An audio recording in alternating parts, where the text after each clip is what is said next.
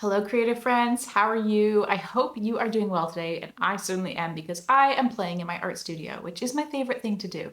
Now, I was about to do this little job with this watercolor painting that I did recently, and I thought, why wouldn't I film this and show you my process, just in case you find it interesting. I have this watercolor painting that I did recently. You may have seen it in my video that was about my 2024 business goals. But I really love how it turned out. I think it's very cute. However, there are a couple little mistakes I made in it. For example, the pink and the blue here on the little goose's shirt actually it bled into each other. So the shirt has a big blotch in the middle. And there's just like a few other little spots where I'm like, could have done that a little bit better. So what I'm actually going to be doing is getting this design onto my iPad and cleaning it up so that I can make prints of it or use it for other graphic purposes, whatever I want to do with the file, but with it beautiful and finished. So I'm just going to walk you through my steps. I'm not saying that this is the best way ever to do it. This is just what I do, and I'm happy with the result. So I'll show you what I do. So the first job obviously is getting this digitized into Procreate, and Procreate's the app I'm going to be using on the iPad. If you're not familiar with it, Procreate, I think it's like $10. It's somewhere around that cost. It's a one-time purchase. It's everyone's favorite drawing app, most people's favorite, and it's great. So that's what I'm going to be using. My iPad is super old. It's like maybe 6 years old. I don't know. It's nothing fancy. I have an Apple Pencil.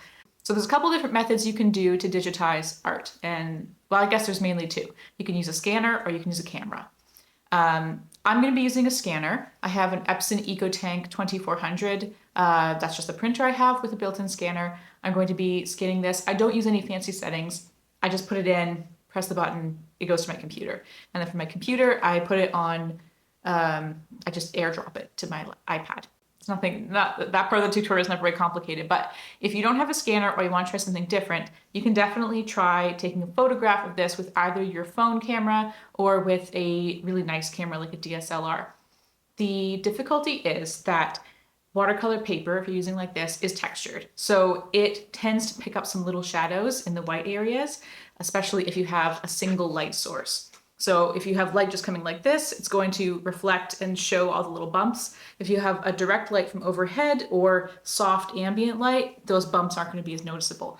And that just matters for the clarity of the picture when we're scanning it, because when you erase the white area around it to try and make the image transparent, like have a transparent background, the cutoff where you erase it is more obvious if there's lots of texture in the photograph you're working from. I hope that makes sense. I know this is like a kind of a frustrating little process for some people, so my best advice is if you're going to use a camera, do it using daylight, natural daylight, and if possible, do it on an overcast day, not like a bright sunny day, just because the light will be a little bit more soft, and try and get it as, you know, exposed to an overhead or neutral light, not a single angle light. Sometimes doing that outdoors is easiest, honestly. Yeah, so those are my tips. And you can import that photograph. But like I said, I'm going to scan it. So I'm going to go do that now. I don't even know if I'll bother filming it because I'm just putting it in my scanner and pressing the scan button. There's nothing technical about that. So let me do that. I'll put it on my iPad and then we'll get on Procreate. I'll pop it in my overhead filming station and then we'll go from there. Okay, I did lie a little bit. I do have one tip if you're scanning. If your watercolor painting has warped, like the paper is bumpy from the water, you may want to put, mine's in the scanner right now. So the paper in there too, ignore that. You may want to put something heavy on top of your scanner just to make sure this top flap presses down fully. Obviously not so heavy it's going to damage your printer, but like I'm going to put a stack of printer paper, a fresh thing of printer paper on top. That'll do it. All right, I have my goose in Procreate right now. I've cropped and imported the file as it was scanned, so I've done nothing to it since scanning at this point. I just have it as a layer in here. I do have the background color just as white, and we're going to keep it that way so we can see where we have removed part of the design. So the first thing I want to do, there's two steps you can basically do. You can either start with adjusting using hue, saturation, and brightness, or you can start removing the white around it. And I think I'm going to start with hue, saturation, and brightness. So I'm going to just go in here and just play a little bit with these sliders just to adjust the vibrancy because it didn't scan quite as vibrant as I want. So I'm just going to crank up the saturation even to about there, which is a little excessive, but I kind of like it. In terms of brightness, I'm not going to mess with that, and the hue is fine. So all I really did was turn the saturation up to 70%, but just play with these with your drawing to see where it looks how you want it to look. Once we are done that step, I'm going to start removing the white. So if we just went in and used the eraser, got medium brush on an airbrush, medium brush right now, kind of a medium size, you can kind of see that it's, well, can you even see that? I'm basically just erasing texture. If I turn off the background, you can see the hole I just made. So the goal is to erase the white background. There are tools you can use that make this fast. I prefer doing it the manual way because I think it's more precise and I like doing things slowly. So I'm going to show you both and you can decide how you want to do it. So to do it the quick way, basically you'll just use this little select tool. You can go to automatic and then click in here and adjust this slider to change the threshold of what you're erasing. Everything in black right here is going to be erased. So it is getting a little bit of the bonnet. So right about there, it's not. So that's not ideal. You can keep adding more and play around with it. Let's say this is where I was going to remove the part that's highlighted black. I use 3 fingers, swipe down to give the copy and paste menu. And then I just hit cut and it removes that part of the design. So you can see the black part now is erased. It's very messy. So that's not really how I'm going to do it, but depending on how your design is, that is an automatic tool you can use.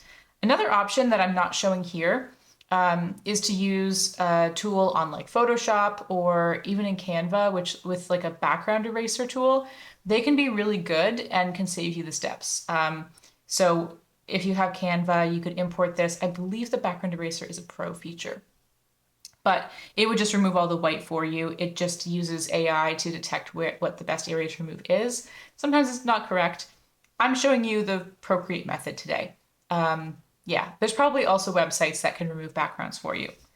Again, I'm just going to do it manually so that, like, there's little details, right? Like right here, this is a little messed up, but it's kind of a charming feature of watercolor, right? So if I perfectly just, went and erased that, like that takes away some of the charm. So I don't necessarily want to automate the removal of it. Sometimes I want to do it manually to keep charm in, right? Okay, so we are back to the point where we just have the drawing. Actually, I'll erase that hole I made. There we go. Now we have the drawing and the background is white. In order to make this easier to view right now, I'm going to turn the background off so we can see what we're doing. The first thing I'm going to do is go into the selection and do freehand. And I'm going to just manually trace around the drawing to erase as much of the background as possible. So I'm just going to do that really quickly.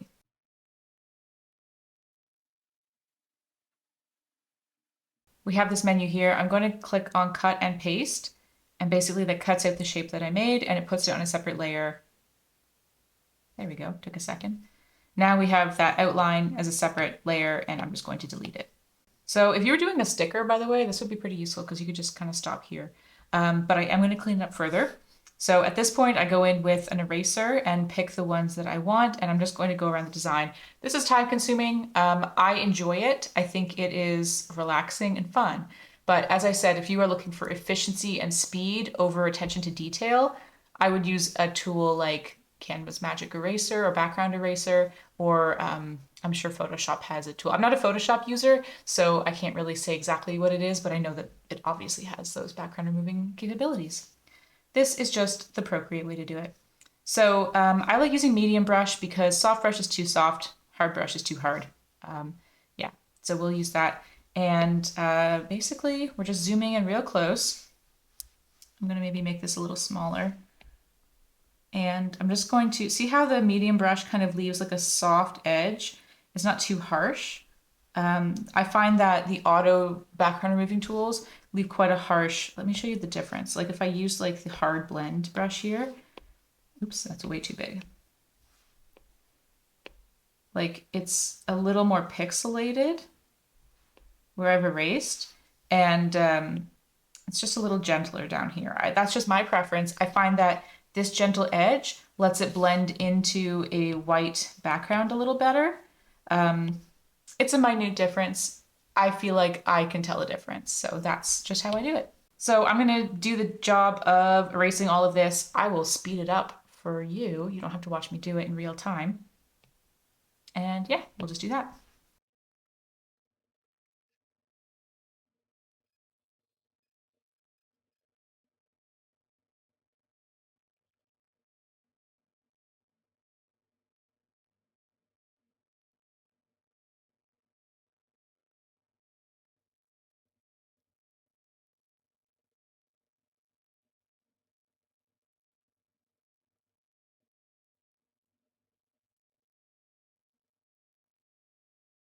So I just did my first pass around this. It took 6 minutes, I think, so not super long.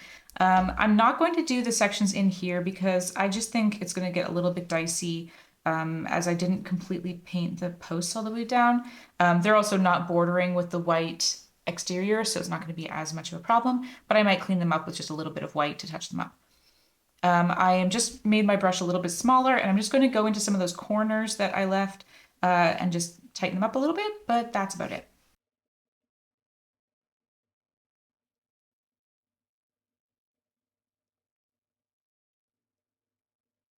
So this is my cleanup version, and we're kind of done with the cleanup step now. Like I said, I didn't do the sections inside the fence because they're not going to be bordering on the white outside this picture, so I'm fine with it looking like this. If you wanted to clean out the void spaces, like the little bow section or anything, you totally can. I'm just not going to. So now we are going to move on to the touch-up phase. The first thing I always do, because I'm going to be drawing on top of this to clean it up a little bit, is I create a new layer. And in this blank layer, that's where I'm going to be doing all my drawings on top of it, so that if I erase it, I'm not messing up the original painting. If you wanted to draw right on the painting layer for blending purposes, I would make a duplicate of this and just save it, hide it so that it's saved in case you need to fix something. There's a couple things I'm going to show you. So the first thing, I actually will do this duplication thing just because I'm going to try and fix this spot on her little vest. So I'm going to zoom in here and let's investigate what we have going on here. I'm also kind of just deciding how I'm going to tackle this as we're filming. So what happened in this kind of zone here is this blue was still a little too wet when I add this pink. It leaked somewhere in here and there's little bits of patchy pink mixed in with the blue. So my options are I can paint over it, I can try and blend it, or I could try and clone and fix it, but that's not a feature in Procreate, that's in Photoshop. So as it is, I'm gonna see what it looks like if I blend it, and then if I don't like it, I'm gonna paint over it. So we'll start with this little smudge tool. I'm gonna decide which tool to use. Let's try 6B pencil first. That is one of my favorite brushes. So I've got on the biggest size. So when I use this, I'm just doing tiny little circles and it kind of blends out that color. The thing that it does though is it loses the texture of the original painting. So on large areas, this may not be the best option, but hopefully maybe I can do this and then I could add a little texture with a brush over top to make it disappear. So again, just little circles. If I dragged it, it would kind of make it solid color, which I don't want. That makes it more obvious that this has been touched up. So I'm starting around the edges of this mistake and kind of dragging the outside color in to lighten it up. And again, little strokes or little circles keep the color variable. I'm not sure what I'm trying to say, but it makes it less obvious that there's a patch job here because watercolor is not one single color, as you can tell from the good sections.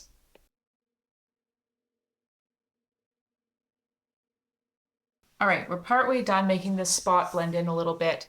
I think the thing is overall a little bit more smooth, but the great reason that we have duplicated this is that I can easily compare. So this is my modified. If I turn off the modified layer and see the original, we can see that I think the spot is blending in more. So there's the before and the after. We're getting somewhere. Okay, I think that's probably as blended as I'm gonna get it. Now, I think the spot itself is less visible, right? Like it's less obvious there's a bleed spot, but I think the color is still a little purpley. So in order to fix that, I'm going to work in the blank layer on top just to be able to hide it. I'm going to select a color from the area that's good. And I'm going to try and find a brush that I can lightly stipple over this just to kind of fade the purple a little bit more into blue. Just for the sake of argument, let's try the watercolor brush that comes with Procreate. This is under Painting, Watercolor. I'm going to make it small.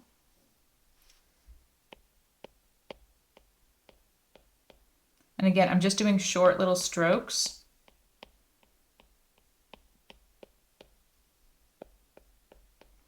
I think this is actually looking okay.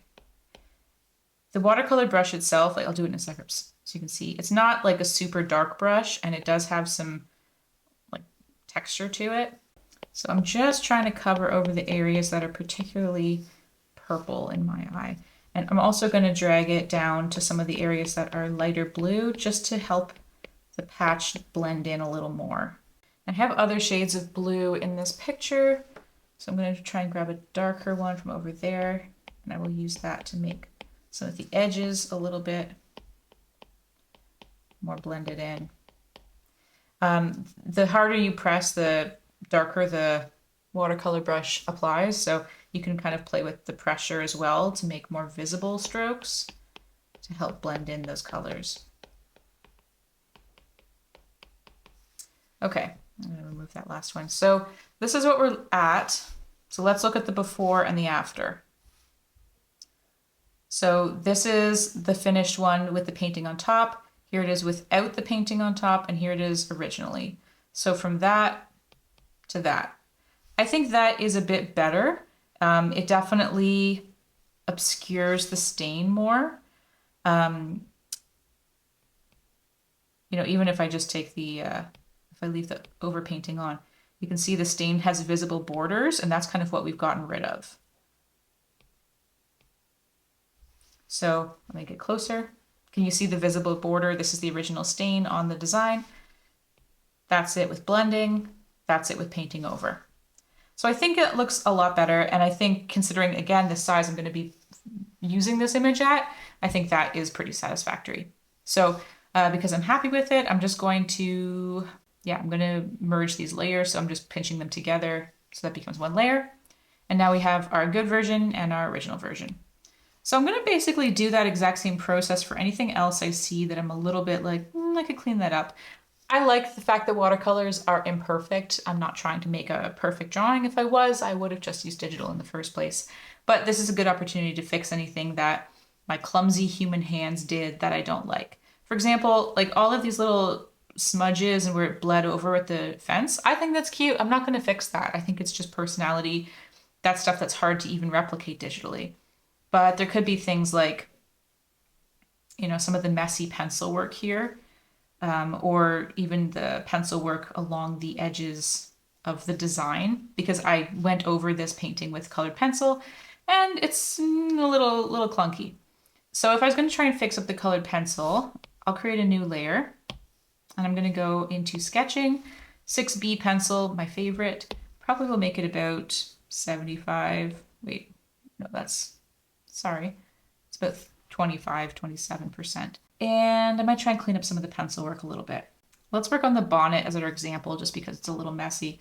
So I basically did a dark blue pencil and then a red pencil to add definition between these layers.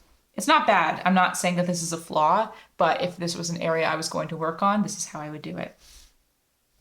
So I would select a color right there. That's kind of the color I was using. Again, I'm working in a clean new layer on top, and I would just sort of lightly go in and just fill in where that pencil is lighter.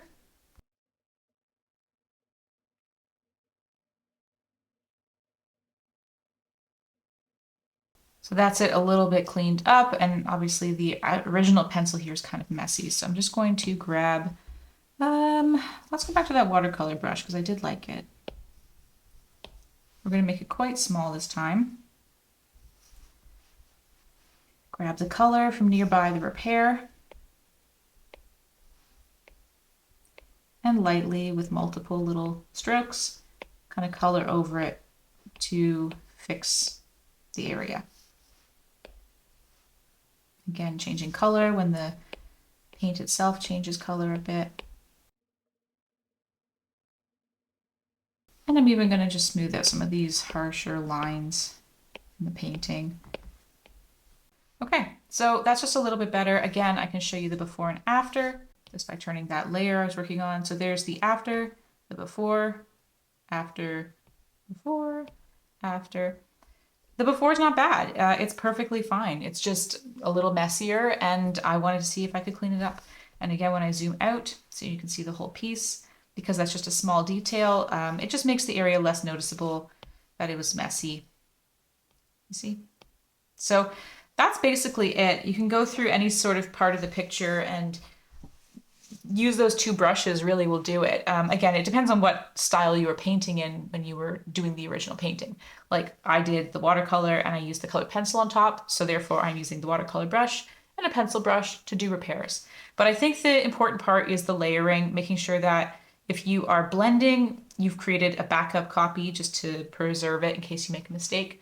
And if you are painting over to repair something, do it in a clean layer so you can turn it off and on, make sure that your changes look good.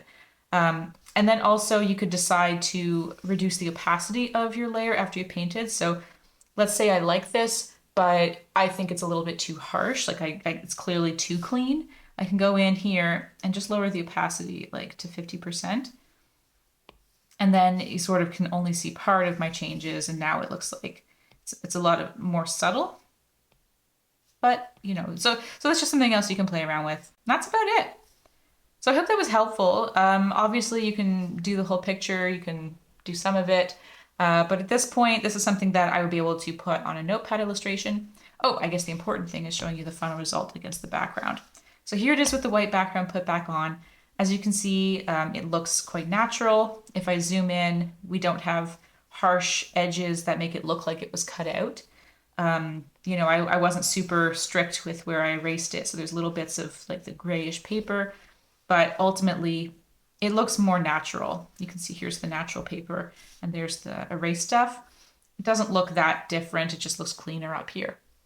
You can then even, you know, if you really want to test how it looks, you can change up the background color. So for example, if I wanted to do it on a pink background, maybe a light pink, you can decide like, does it look weird? Do I need to clean up the edges more?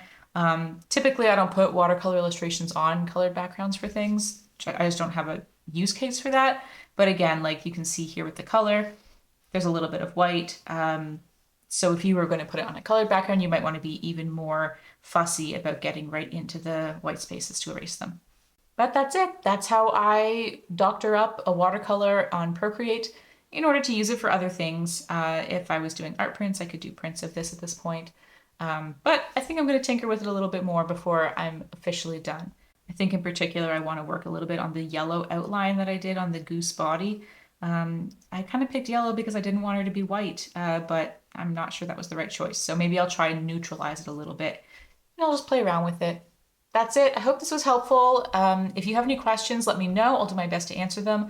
Like I said, there are faster ways using digital tools, but sometimes you sacrifice a little bit of precision for speed, and I also don't mind doing this. And if you're like me, maybe you find it relaxing too. If you haven't subscribed yet, please do like this video, leave me a comment. I would be thrilled for any feedback, and I hope you have a wonderful day.